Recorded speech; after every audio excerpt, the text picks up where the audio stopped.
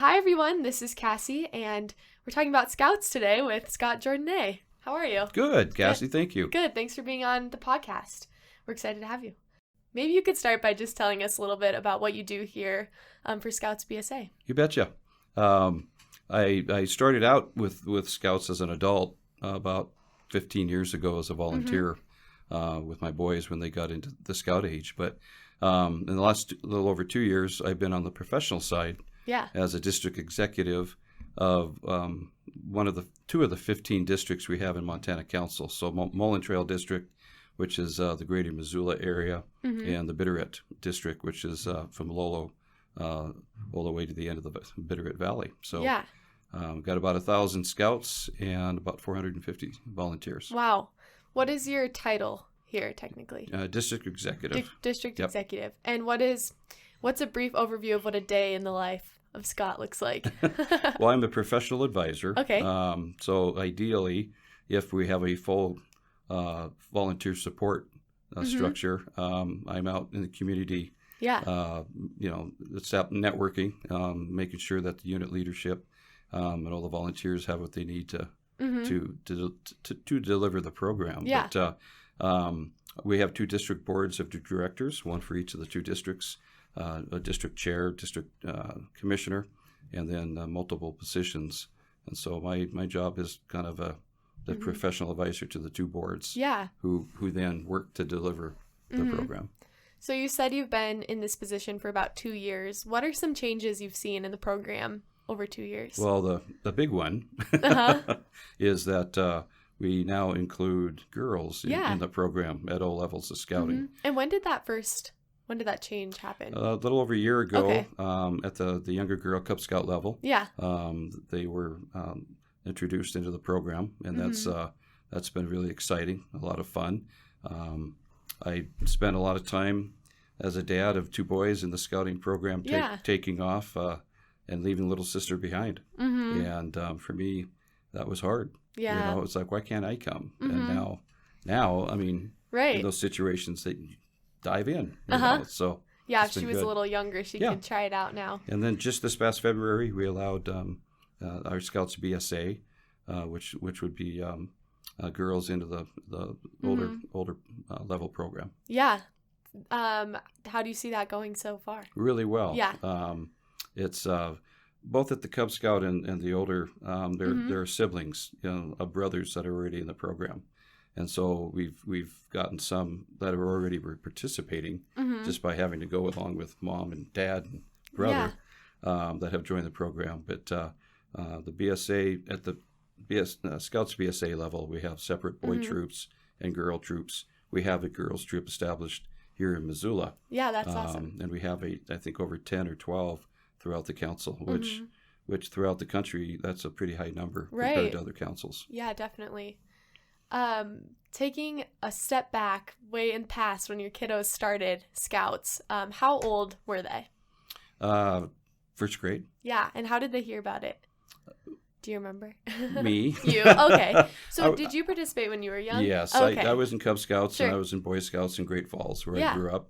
And, as a parent, you're looking for something to plug your kiddos into that you know can help build character, build values, build self-confidence, self-awareness.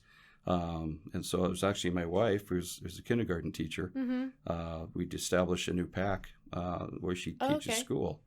And got ours involved with some others. And so that's how it started. A lot of fun. Taking even a further step back, is there anything that you remember specifically from Scouts as a kid that is a great memory, a fun memory, or maybe something that you feel like has helped you as an adult? Well, I was going to say, on the fun side, the Pine Ridge Derby, building the cars with your dad. As a Boy Scout, older level, it was the outdoor adventures. We went into the Beartooth Mountains, I remember, on a 50-miler. Did a 50-miler in the Bob Marshall. So those were awesome. I think I never made Eagle Scout. I got to the high school age and got distracted. But through the time that I was in, it's just learning how to have confidence in your abilities as you feel them develop. completing the requirements and learning the things that you do, and to take on a project and understand the steps necessary to see it to completion. So definitely, that's been helpful. Yeah, and then you've seen that through your own kids. Have either of your sons, did they Eagle Yes. at the end? Okay. Yeah. Yep. Maybe for some of our listeners who are new parents to Scouts, could you give us a super quick overview of the different levels that kids can progress through? Yes, at the Cub Scout level, you can start in kindergarten, and it goes through 5th grade. Okay.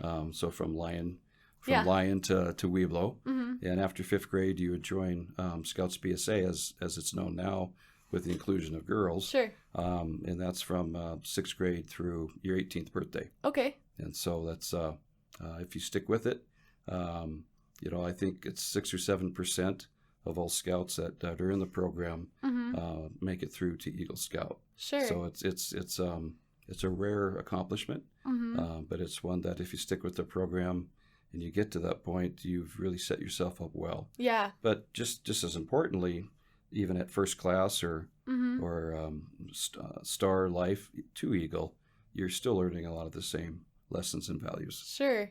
And then it's my understanding that there are a few other programs that kids can participate in that are career focused, and they can participate maybe for a few extra years after their 18th birthday? Yeah, well, absolutely. Okay. We have Venture Scouts, which is our high adventure program. It's co-ed, and it's been around for decades. That's 14 to 20 years of age. Okay. And they're going out, for instance, through our program that we have with the Roosevelt Ranch, Moab. They can take a pack craft trip. Oh, cool. So can the Cub Scouts PSA. Yeah. But they'll do more rock climbing and canoeing adventures. and kayaking and what have you. But we also have Explorer Post, and that's a program that we have at both the middle school and high school level. At the older level, it's 14 to 20 as well. And in Missoula, we have a Explorer Post through the Sheriff's Department. Okay. We're looking at having one with all the excitement with Miss Montana. Yeah. Through the doing an aviation post. Oh, awesome. But there's 10 different career tracks, and it's an opportunity for employers or businesses, partnerships within the community to establish an Explorer Post and help guide youth towards a career in those areas. Yeah, that's huge. Definitely. So now your sons are both in college, and you were telling me earlier how you feel Boy Scouts or Scouts BSA now has helped them get to where they are. Could you tell us a little bit about Absolutely. But for both of them, they've been much more self-directed. Yeah. My oldest son, Nate, is going to be a senior at Montana State, and some of the accomplishments that he was allowed and scholarships that he earned through his scouting background have played out very well in him keeping on track. He's going to graduate in 4 years if this year goes well. You never know. And he's looking at graduate school. The other son, Gabe, is beginning his sophomore year at the U.S. Naval Academy. Yeah. And he interviewed back through the selection process for half an hour with the committee that Senator Jourdonnais and Representative Gianforte have. Yeah. And it's a 30-minute interview. I think about 25 minutes was pretty much his scouting background, what he had learned, and how that had prepared him for his goal, his lifetime goal of wanting to be in the academy. So he got a principal appointment from that, which means that he was accepted a week later. Wow. And got a call, and you're in. So, that's awesome. I think he feels that strongly his scouting background really prepared him for that. Yeah, added value to his experience. Yeah. So as we're recording this, it's just about to start. We're just about to start school for many kids in Missoula, where we are. And it's kind of the prime time for recruiting for Scouts or getting kids to join. If there's a new parent listening to this, what does that process look like if they think they might want their kiddos to join Scouts? What can they do? Depending on the school district, the normal process is that there'll be open houses. Yeah. And we will attend as many open houses as we possibly can and have a table and information, which would, the Cub Scout pack that is yoked or draws youth from that school will guide them through a flyer, et cetera, to a sign-up night where they'll have opportunity to learn more about it, fill out applications to get their kids registered. Mm-hmm. So, and then once they decide to register their kids, what can they expect? Do they bring their kids and just drop them off at the meetings, or? we hope not. Yeah, what does it look like? Meaning on the back end of that, Right. the drop-off. Scouting is a volunteer-led organization. Yeah. Within our service area here that I described earlier, Mm-hmm. I'm the only professional person. So Sure. it's very important, and it's a family activity. Speaking from personal experience, I had as much fun as my boys did Yeah. being involved in the program and watching that transformation from that young age, if they stick with the program till later. So they'll have a sign-up date, then they'll kind of have the first PAC meeting, have kind of an orientation meeting Sure. where they can let the parents know how they can become involved if they so choose. But they'll get a calendar for the year of what the PAC's activities are going to be, Yeah. and the adventures that they're going to be, and they'll get started. I mean, they'll be assigned to a den, which is based on age, Yeah. at grade level. Okay. What are some various activities that a parent can expect their kid to partake in when they're in Scouts? Boy, Endless. Oh, absolutely. Well, we have some what we call district events, and so a district Klondike would typically take place in the winter. Okay. That's where they'll go spend a day out in the snow and Yeah. do activities. We have day camps in the spring after school's out. Well, they'll do archery and BB guns and the ropes course that we were talking about earlier, and some STEM type activities. Sure. They'll go on campouts as a pack. They'll do on lots of field trips, to the food bank and to Okay. other locations, and they'll do week in and week out be working on requirements, which will just by nature take them to whether it's citizenship or whether it's not tying or what have you, they'll get to go on some adventures associated with that. What are some of the, I don't know, more interesting requirements in your opinion? I think everyone probably has some of their favorite ones, but maybe cool badges or things your kids love to do. I think they love getting their tote and chip, which is where you learn how to handle a knife. Oh, sure. And if you do it incorrectly, you get corners torn off until it can be taken away. But Yeah. I think that's one. I'm kind of blanking. No, that's okay. Yeah. There's so many. I mean, even in your office, you have a ton of memorabilia that probably represents different experiences But for sure. When I was thinking Cub Scout level, I was. Oh, yeah. Yeah, but well, the citizen there within the Scouts BSA, there's you're required to have 21 merit badges. Okay. I think that number might have just changed, but you're required to have 21 merit badges, and 11 of those are required for the rank of Eagle Scout. So all three citizenship in the community, in the nation, and in the world is one. Personal fitness. So there's a variety of different subjects that you're required to do, and a lot of electives. There's over 130 merit badges to choose from. Yeah. And then once it comes time to work towards your Eagle, a lot of kids do a project, right? Correct. Yep. What does that look like? Well, that looks like this is where it's totally youth led. As a transition from Cub Scouts, which is very much parent led, into Scouts BSA, it's totally youth led. Sure. So it's up to them to kind of reach out within the community and determine where there might be a project available for them to do the paperwork that's necessary to get everything, the framework of that project established, to go through the board of reviews at the unit level and district level, Sure. to get approval for it, and then to establish, how am I going to do this? They will have a mentor or two adults that help them through that process. Okay. But for all purposes, it's theirs to run with. And,